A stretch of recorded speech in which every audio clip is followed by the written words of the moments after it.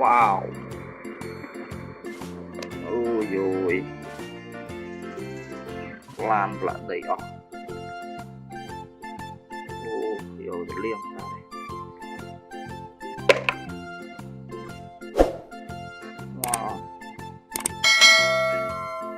Con linh mình có lại đầy ọc. Wow.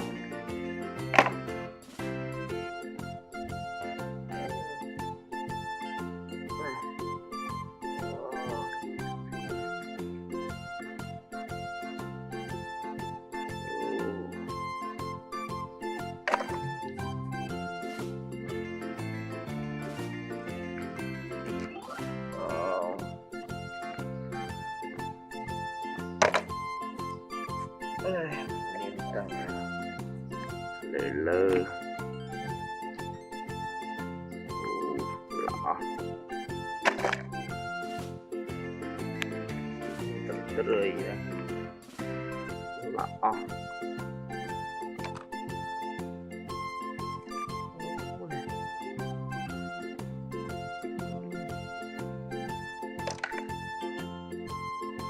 rơi đang bang di nama đây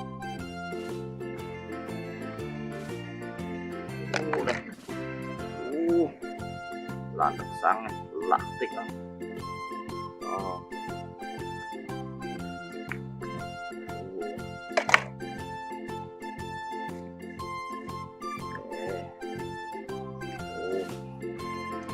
Dạ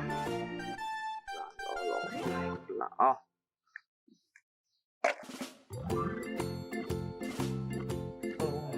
thầy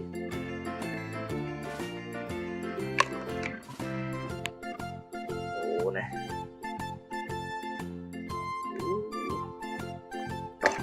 cái liềm đỏ lời dân liềm mà đỏ. Wow, là một tiền. Wow.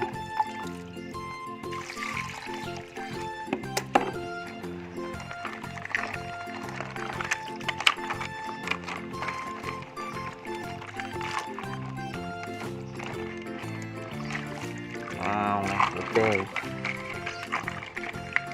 Wow, lan ở đây. Wow, saat đây. Thầy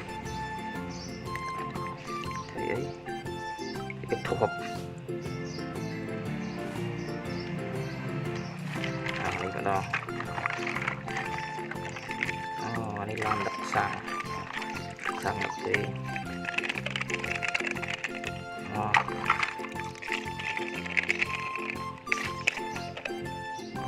Mày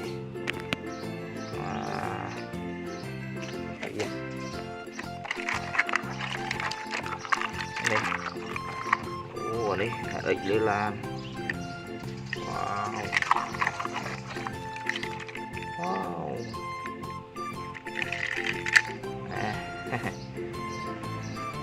Vậy à.